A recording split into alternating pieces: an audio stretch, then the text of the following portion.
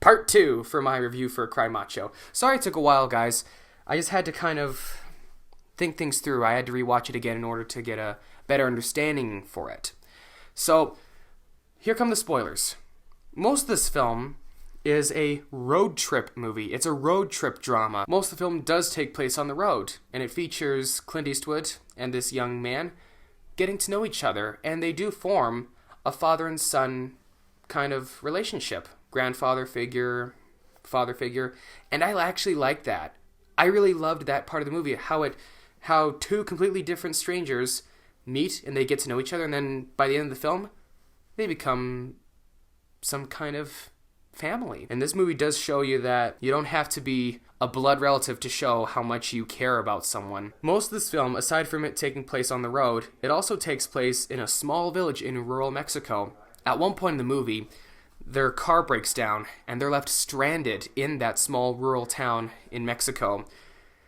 After they have some food at a diner, the owner of the diner pretty much takes Clint and the boy under her wing until help arrives to fix their car. And most people will say that's pretty much the rest of the film. I say it's more than that. It's not just a road trip film. It's not a snore fest. I call it a family movie. It's a nice movie to watch with your grandparents, your parents, and you know what? In Canada, it's Thanksgiving. It's a nice film to watch on Thanksgiving. I personally think so. Is it a film that I would binge watch a lot? Not really. I understand why a lot of people don't like this film. It's Clint Eastwood. He's in his early 90s now, and he's kind of, limited to some of the roles he can take at his age. And, there were some scenes where he gets into a fist fight, and some people would say, oh, that looks a little, little weird or awkward to see a person in his 90s fight. I get that. But I was able to look over the top of that and focus on the bonding chapter of this film. It's also a tale about redemption.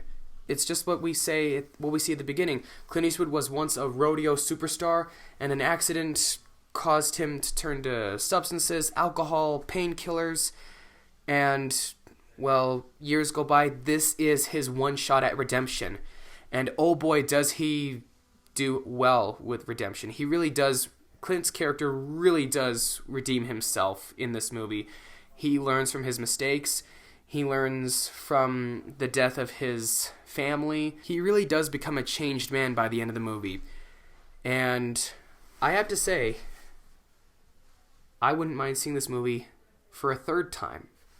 I wouldn't say this is one of my favorite films, but I will have to say it's a nice relaxing change with all the madness that's been going on this year, and it's a nice movie to kind of put your feet up and relax to. Not one of the greatest films of all time. Is it Academy Award contemporary? It might be. Who knows? We'll see what happens come award season. There are some things in this movie that could have been different, such as the fight scenes.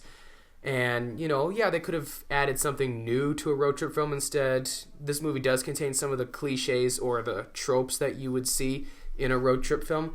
But overall, I think it's a nice film to get your mind out of the situation. If you need an escape from reality, this is your choice of film. So I'm going to give it 6 out of 10 film cameras. Again, it does feature a lot of the cliches associated with a road trip film. But overall, I thought the plot itself was original. I thought, it was almost similar to, I almost compare this to Gran Torino almost, his 2008 hit, how he takes a troubled kid under his wing, and he does the same thing in this film. Only difference is one's set in the neighborhood and the other one's set on the road. So, yeah, it's almost a new version of Gran Torino. So if you're a fan of Gran Torino, you might like this one. And of course, some fans will say, no, this is a snore fest. I didn't find it snoring. I found it very interesting. I was into it, man. I was there. I was interested from start to finish. And I wouldn't mind seeing this again for a third, maybe even a fourth time, because I'm a huge fan of Clint Eastwood.